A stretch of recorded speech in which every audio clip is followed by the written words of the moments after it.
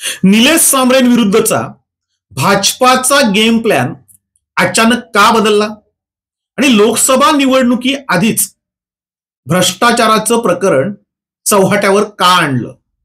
खरं तर हे दोन्ही प्रश्न आता पूर्ण मतदारसंघामध्ये विचारले जात आहेत. मोठ्या प्रमाणावर चर्चा होत आहेत. आरोप प्रत्यारोपांच्या फैरी झडतायत आणि म्हणूनच नेमकं काय घडलंय याची उत्सुकता सर्वांनाच आहे. खरं तर विधान परिषदेमध्ये प्रवीण दरेकर यांनी अचानक निलेश सांबरे यांच्या भ्रष्टाचारावर तोफ डागली. खरं तर ते अपेक्षित नव्हतं. असं काही होईल किंवा अशा पद्धतीने भाजप आक्रमक होईल असं कुणालाही वाटलं नव्हतं. फार तर काय, या अधिवेशनामध्येही सुनील भुसारा किंवा शांताराम मोरे हे प्रश्न उचलतील, त्याच्यावर मंत्री उत्तर देतील, कारवाई केली जाईल आणि पुन्हा एकदा निलेश सांबरेंवर दबाव आणला जाईल असं काहीतरी अपेक्षित होतं. शांताराम मोरे यांनीही प्रश्न विचारला होता आणि सुनील भुसारांनी. शांताराम मोरेंनी जो प्रश्न विचारला तो वाड्यामध्ये सुरू असलेल्या आंदोलनानुसार वाडा भिवंडी मार्गासंदर्भात. त्यावेळेस बांधकाम मंत्री रवींद्र चव्हाण सभागृहात नव्हते. राज्यमंत्र्यांनी थातूर मातूर उत्तर देऊन तो प्रश्न टोळवला.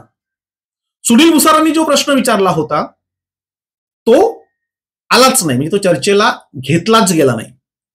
मात्र त्याच वेळेस म्हणजे विधानसभेमध्ये ही परिस्थिती असताना वरच्या सभागृहामध्ये मात्र रवींद्र चव्हाण हे उपस्थित होते आणि तिथे गोपीचंद पडळकर, ज्यांचा ठाणे व पालघर जिल्ह्याशी सुतराम संबंध नाही, त्यांनी आणि चक्क जे विधान परिषदेचे विरोधी पक्ष नेते होते असे मातब्बर आमदार आहेत प्रवीण दरेकर, त्यांनी या विषयावर प्रश्न विचारला आणि चर्चा घडून आणली. ज्या टोकाचे आरोप केले गेले, म्हणजे एव्हाना विधानसभेमध्ये किंवा विधान परिषदेमध्ये आमदार जे प्रश्न विचारतात ती पद्धत पाहता प्रवीण दरेकरांनी ज्या पद्धतीने हा प्रश्न उच्चारला ते सगळं जर बघितलं तर हा एक गेम प्लॅनचाच भाग होता. मात्र एवढ्या लवकर हा गेम प्लॅन अंमलात आणला जाईल असं वाटलं नव्हतं, वाटत नव्हतं. आणि तरी सुद्धा जे काही घडलं ते भाजपाच्या गेम प्लॅन नुसारच होतं. आता हा निलेश सांबरेंना दिलेला इशारा समजायचा की खरोखरच त्याच्यावर कारवाई करण्याचा प्रामाणिक हेतू भाजपाचा आहे हे लवकरच कळेल. कारण मागच्या वेळेस भाजपा तोंडघशी पडलेली आहे.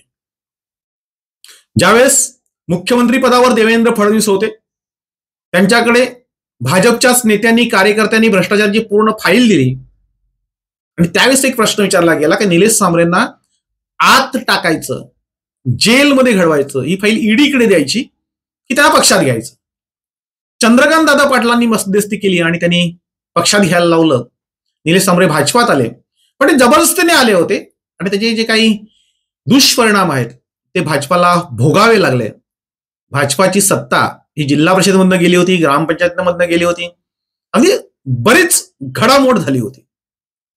आणि तो झालेला दगापटका लक्षात घेऊन यावेळेस निलेश सांबरेला भाजपामध्ये घ्यायचं नाही असं सगळ्यांचं ठरलं होतं. निलेश सांबरेंच्याही ते लक्षात आलं होतं की भाजप आपल्या विरुद्ध काही षडयंत्र असतंय आणि म्हणून त्यांनी नव्याने ज्यावेळेस मुख्यमंत्री पदावर एकनाथ शिंदे साहेब बसले त्यावेळेस ते त्यांच्या सावलीकडे गेले, त्यांच्या आश्रयाखाली गेले.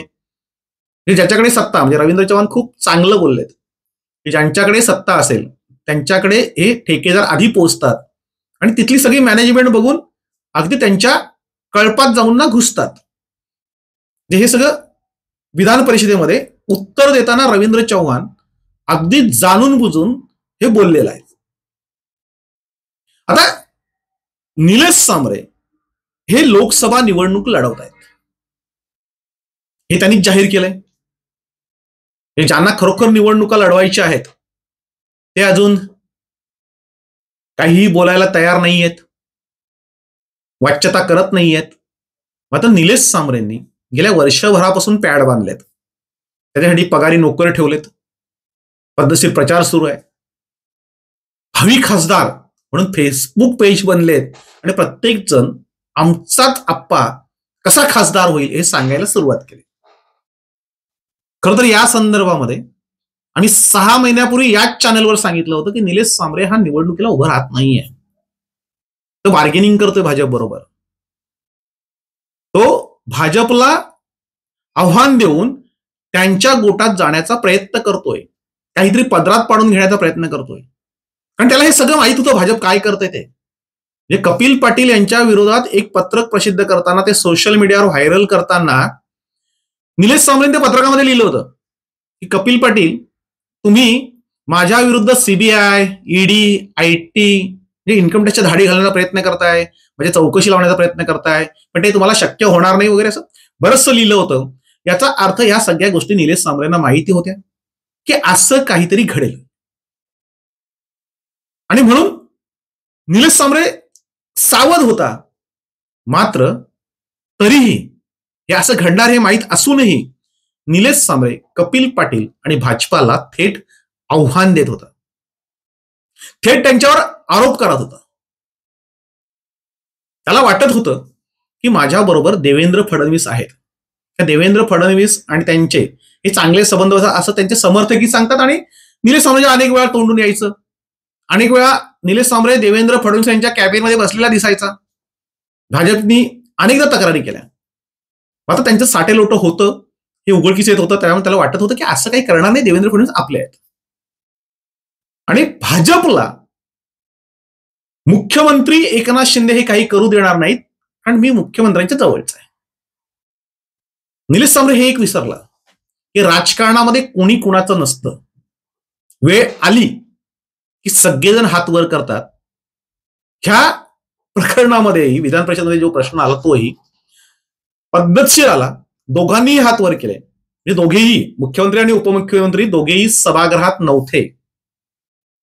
म्हणजे गेम प्लॅन तुम्ही जर नीट बघितला, नीट याचा अभ्यास करून तुमच्या लक्षात येईल की भाजपने हे सगळंच्या सगळं ठरवून केलंय. खरं तर गेम प्लॅन सुरुवातीला जो होता तो असा होता की लोकसभेच्या निवडणुकीच्या तोंडावर सांबरेंना अडकवायचं, त्यांना जेलमध्ये टाकायचं. याच्या आधी 2014ला लोकसभा निवडणूक लागली होती. त्याच्या आधी 2013ला निलेश सांबरे एका दरोड्याच्या प्रकरणात, म्हणजे टोल नाक्याचा जो कांड झाला त्या प्रकरणामध्ये निलेश सांबरेंना 105 दिवस जेलमध्ये टाकलं होतं. त्यावेळेस त्यांच्यावर दरोड्यासारखे गुन्हे नोंदवले होते.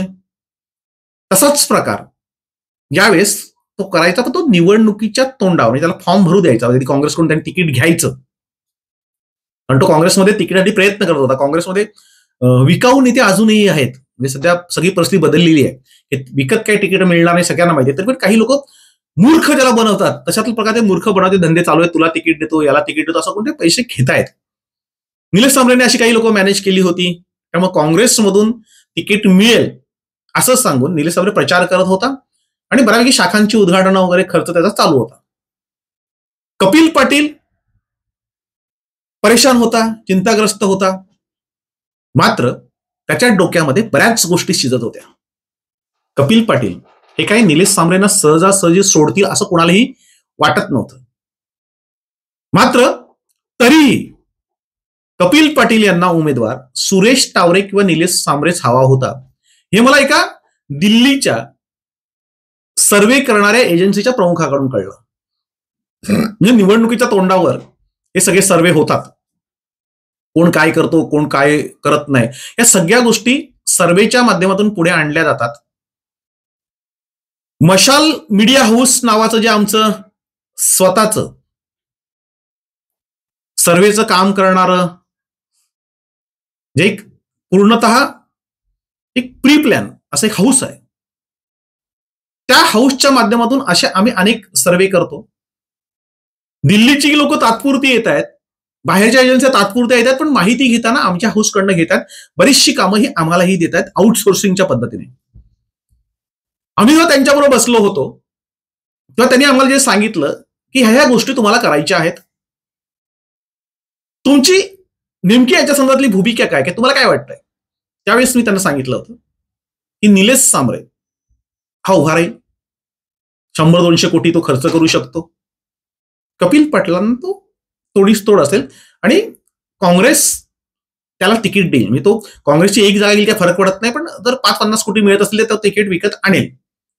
तेव्हा त्यांनी तात्काळ सांगितलं निलेश सांबरे हा विषय बाजूला ठेवा. हे निलेश सांबरे शर्यतीत नाही, स्पर्धेत नाही, तर कुठेच नाही. उलट कपिल पाटलाला तो उमेदवार पाहिजे. म्हणजे निलेश सांबरे असला त्याच्यामध्ये त्यांनी कारणही अनेक सांगितले. त्यांनी सांगितलं की निलेश सांबरे कुणबी आहेत, म्हणजे कुणब्यांची त्यांना सहानुभूती मिळेल. तर असा काही प्रकार नाहीये. म्हणजे कुणबी समाजातील कुठलाही पदाधिकारी, राजकीय पक्षाचा पदाधिकारी हा निलेश सांबरेंच्या बरोबर नाही. कारण निलेश सांबरेंनी सगळ्यांना दुश्मन बनवलं आणि सगळ्यांना संपवायला लावलंय. म्हणजे एकाशीही त्याचं चांगलं नाहीये, समाजामध्ये त्याचं मत चांगलं अजिबात नाहीये. तो जे काही समाजसेवा दाखवतो, जे काही त्याचं चालू आहे ते कशातून चालू आहे, कसं चालू आहे, ती सगळी सोशल मीडियावर वावरणारी लोक कोण आहेत, म्हणजे एकच मेसेज टाईप करायचा आणि तो सगळ्यांकडे कसा पाठवायचा. त्यांनी खूप चांगल्या पद्धतीने निलेश सांबरेंचं विश्लेषण केलं होतं आणि सांगितलं होतं की निवडणुकीच्या तोंडावर निलेश सांबरे यांना हे लोक अडकवणार भाजप, कारण भाजपाच्या पुढे टिकणार आता या देशात कोणी नाहीये. त्यांच्या लक्षात जो येतो त्याला ते संपवतात. त्यामुळे निलेश सांबरेला आत्ता काही करणार नाहीत. त्याला तिकीट मागायला लावतील, तिकीट घ्यायला लावतील आणि त्याच्यानंतर त्याच्या सगळ्या फाईल बाहेर काढून त्याला अडकवतील. त्यामुळे काँग्रेस तोंडघशी पडेल आणि हे आता काँग्रेसलाही कळलंय आणि म्हणून काँग्रेस त्याला तिकीट देणार नाहीये. काँग्रेस दुसऱ्या उमेदवाराच्या शोधात आहे. त्यांनी ज्या पद्धतीने मांडणी केली तर मी सगळी चॅनल समोर सांगत नाही, कारण तशी 6 महिने होऊन गेलेत, मी सांगायला हरकत नाही, पण सगळ्याच गोष्टी फोडायच्या नसतात. जेव्हा असे सर्वे रिपोर्ट दिल्यानंतर 6 महिन्यापर्यंत कुठेही वाच्यता करायची नसते. 6 महिन्यानंतर दुसरा सर्वे येतो. त्या पहिल्या सर्वेला काही फारसा अर्थ राहत नाही. आता या गोष्टीला मी 6 महिन्यापूर्वी जाहीर केलं होतं, म्हणजे 7-8 महिने त्याला गोष्टीला होऊन गेलेले आहेत. मी त्यांचं सगळं ऐकल्यानंतर, त्यांनी एवढं चांगल्या पद्धतीने विश्लेषण केल्यानंतर मी ह्याच चॅनल जाहीर केलं होतं की निलेश सांबरे हा काय उमेदवार नसणार आहे, त्याला काँग्रेस काय तिकीट देणार आहे. पण त्यांचं म्हणणं होतं की भाजप सुद्धा देईल. आता तिथं स्वप्नवत गोष्ट आहे. भाजप निलेश सांबरेला तिकीट देईल, म्हणजे जिथे त्यांच्या फायली तयार आहेत आणि त्याला कसं अडकवायचं जे प्लॅन रचले गेलेले आहेत, तिथे यांचं म्हणणं होतं की भाजप कपिल पाटलाला तिकीट नाही देणार, ते आम्हाला तिकीट देतील. तर हे सगळे मुंगेरी लाल के सपने अशातला तो प्रकार होता. त्यामुळे आम्ही त्या विषयावर बोललो नव्हतो. पण एवढं नक्की केलं होतं की निलेश सांबरे हे लोकसभा निवडणूक लढवणार नाहीत, ते काही उमेदवार नसतील, कारण अपक्ष निवडणूक लढवणं हे शक्य नाहीये. तेव्हा कुणबी सेनाप्रमुख विश्वनाथ पाटील कुणबी फॉर्म मध्ये होती, त्यावेळेस ते उभे राहिले होते. त्यावेळेस त्यांना 70,000च्या पलीकडे जाता आलं नाही. त्याच्यामुळे अपक्ष निवडणूक लढवणं म्हणजे पैशाच्या जोरावर तर अशक्यच गोष्ट आहे, पण इतर गोष्टींवर पण ती अशक्य आहे. त्यामुळे निलेश सांबरे उमेदवार नसणार. मी एवढंच जाहीर केलं. त्याच्यामुळे माझा उद्देश असा होता की निलेश सांबरेंना सावध करावं. कितीही केलं तरी एकत्र खाल्लेलं पिल्लेलं आहे, मित्र आहे, उगीच हा खर्च करेल, उगीच त्यांना टार्गेट करेल, भाजपला आव्हान देईल आणि अडकेल. कारण कसा अडकेल, काय अडकेल त्याचं माझ्याकडे सगळं प्रेझेंटेशन झालं होतं, मला माहित होतं. म्हणून मी सांगितलं की म्हणजे यांनी लोकसभेचा नाद सोडून द्यावा. ते राहिलं बाजूलाच. त्यांनी मला एवढं टार्गेट केलं की शरद पाटील कधी अडकेल, कसा अडकेल, म्हणजे 1000 वेळा प्रयत्न केले. जसं इतर कुणबी नेत्यांना संपवण्याचा प्रयत्न केला, अनेकांवर आरोप केले, अनेक जण त्याच्या विरोधात रस्त्यावर उतरतायत, ही सगळी कुणबी मंडळी आहेत. मला तर त्यांच्यापेक्षा जास्त त्रास दिला गेला. मला अनेकदा अडकवायचा प्रयत्न केला. मी कधीही त्याची वाच्यता केलेली नाही. योग्य वेळ आली की सगळंच पर्दाफाश करेन. पण तरीही वाटत होतं की यांनी लोकसभेचा नाद सोडून दिला पाहिजे, नाहीतर याचा कार्यक्रम होईल. म्हणून आम्ही जाहीर केलं. प्रचंड टीका झाली. म्हणजे त्याचे जे मंद भक्त, मी त्यांना सांगतोय, ते मंद भक्त किंवा पगारी नोकर यांनी माझ्या ह्या चॅनलवर वाटेल तेवढ्या कमेंट्स केल्या होत्या, वाटेल त्या पद्धतीने, म्हणजे त्यांची लायकी नाही, अवकात नाही अशी लोक कमेंट्स करत होते आणि ते चित्रविचित्र कमेंट्स करत होते. सहसा आपण त्याची योग्य पद्धतीने दखल घेतोय, ती योग्य वेळी घेतली जाईल. पण त्याच्यापासून त्यांनी धडा घ्यायला पाहिजे होता, तो घेतला नव्हता. मी ज्यावेळेस एजन्सीकडून हा सगळा सर्वे रिपोर्ट समजून घेतला होता आणि निलेश सांबरे हे विषय नावच नाहीये काँग्रेसकडे असं जेव्हा सांगितलं गेलं, त्यानंतर कपिल पाटील यांना निलेश सांबरे हा उमेदवार पाहिजे, त्याच्यामध्ये 1000 कारणं आहेत त्यांच्याकडे होती, ती त्यांनी सांगितली होती. आणि निवडणुकीच्या तोंडावर याला अडकवणार, म्हणजे काँग्रेस तोंडघशी पडणार किंवा जो पक्ष तिकीट दिला, काँग्रेस आणि भाजप दोनच गोष्ट आहे, तर त्यावेळेस तो कार्यक्रम त्यांचा करण्याचा प्लॅन होता. मात्र अजून निवडणूक जाहीर झालेली नाही, तिकीट फिक्स झालेलं नाही, कोणाला तिकीट मिळणार काय माहीत नाहीये, काँग्रेस दुसऱ्याच उमेदवाराच्या शोधात आहे. अशा परिस्थितीमध्ये 2-3 महिने आधीच विधान परिषदेमध्ये निलेश सांबरेंवर तोफ डागण्याचं किंवा त्याचा भ्रष्टाचार बाहेर काढण्याचं कारण काय, त्याचा जेव्हा शोध घेतला तेव्हा लक्षात आलं की समजा निवडणुकीच्या तोंडावर जर निलेश सांबरेंना अडकवलं असतं तर भाजपवर प्रचंड टीका झाली असती, निलेश सांबरेंना सहानुभूती मिळाली असती. निलेश सांबरे यांना कसं अडकवलं याच्यावर भाजपवर टीका झाली असती, त्याला फटका कपिल पाटील यांना बसला असता. कारण भाजप जिंकण्यासाठी किंवा भाजप घाबरले म्हणून, म्हणजे आता जे हे करत होते कपिल पाटील घाबरले म्हणून कपिल पाटील हे सगळं घडवून आणलं की भाजपने घडवून आणलं, तर तसं काही नाहीये. कपिल पाटीलांचा प्लॅन वेगळा आहे, वेगळा होता. हा प्लॅन मध्येच शिरलेला आहे. तो म्हणजे एवढाच की भाजप अडचणीत येऊ नये, निलेश सांबरेंना सहानुभूती मिळू नये आणि त्याचा फायदा हा विरोधकांना होऊ नये. म्हणजे विरोधकांना ते प्रचाराचा हत्यार मिळेल की यांच्या विरोधात जो उभा राहिला जातो त्यांनी ईडी लावतात, त्यांना अगदी सीबीआयच्या चौकशा होतात. या सगळ्या गोष्टी इतर ठिकाणी घडल्या त्या त्यांना महाराष्ट्रात घडवायच्या नव्हत्या.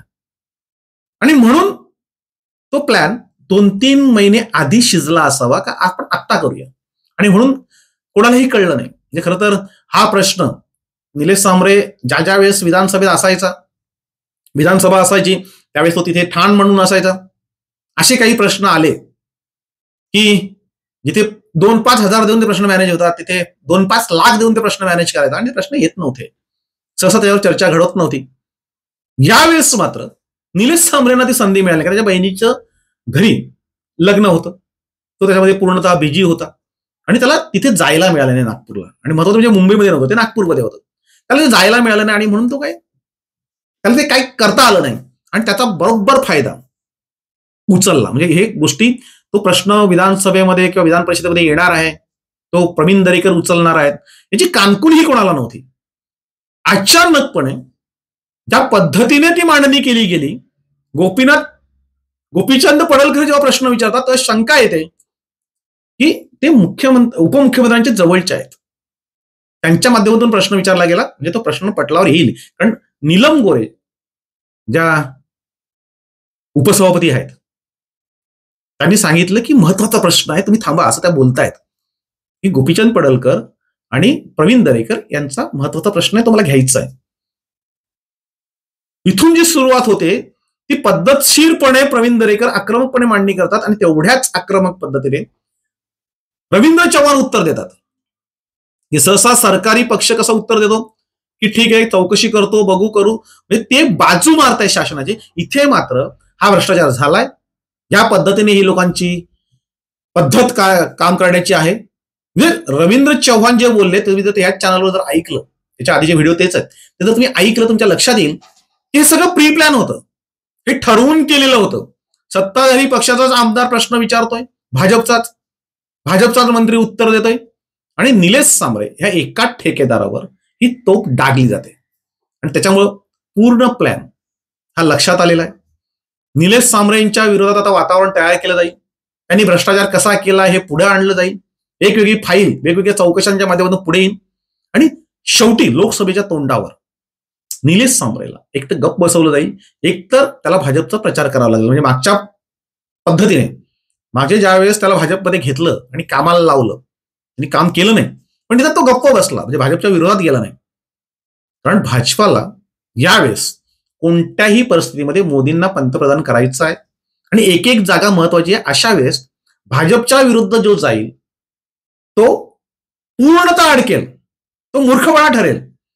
निलेश सांबरेंना हे माहित होतं, त्याच चॅनल मी अनेकदा सांगितलंय की आता भाजपला आत्ता टक्कर घेणं शक्य नाहीये आणि कोणी घ्यावी, म्हणजे खूप प्रामाणिक आहेत, खूप सभ्य आहेत, त्यांच्यावर कुठलाच कांड नाहीये.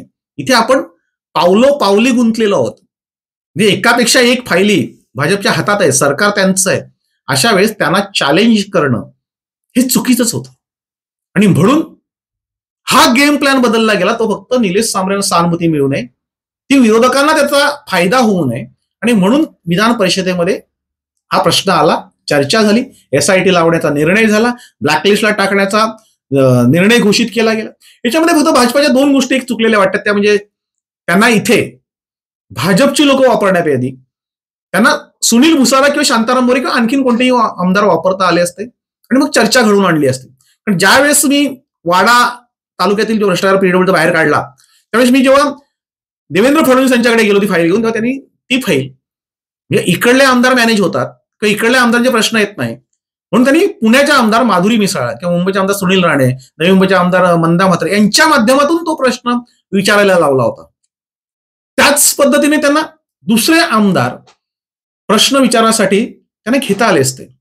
मात्र त्यांनाही रिस्क घ्यायची इच्छा नसेल का नको आपणच हा करूया आणि म्हणून त्यांनी ते घेतलं असेल. हा एक त्याच्यामधला प्लॅन मधला भाग काहीतरी चुकीचा वाटतो. आणि दुसरा प्लॅन असा आहे की तुम्ही निलेश सांबरे एकच टार्गेट करताय, तर निलेश सांबरेच भ्रष्टाचारी आहे, निलेश सांबरेनेच बोगस बिलं काढले. तसं काही नाहीये. त्यांनी जव्हार पीडब्ल्यूडी मधल्या एकूणच व्यवहाराची एसआयटी लावा, कारण माझं पत्र आहे 1,000 कोटींचा भ्रष्टाचार झालाय.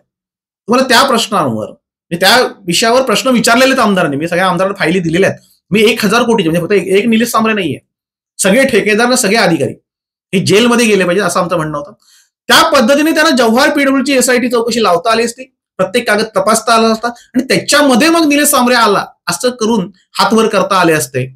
मात्र आता थेट भाजपाने निलेश सांबरेंना अंगावर घेतलंय, प्लॅन बदललाय. म्हणजे आधी निलेश सांबरेंना जी भीती होती त्यांच्या पत्रकातून लिहिलं होतं माझ्यावर सीबीआयची रेड पडेल किंवा ईडीच्या मार्फत चौकशी होईल, इन्कम टॅक्सच्या धाडी पडतील. एकदा त्याच्या धाड पडली पण होती. आता त्या सगळी धाड पडण्याचं फक्त त्याचं कारणही होतं की फक्त याची फाईल त्यांनी जमा केली होती, त्यावर कारवाई केली नाही. निलेश सांबरे नेमकी किती पाळण्यात आहे, त्यांनी कुठे कुठे काय काय केलंय हे त्या इन्कम टॅक्स सगळं ताब्यात घेऊन गेलेलं आहे.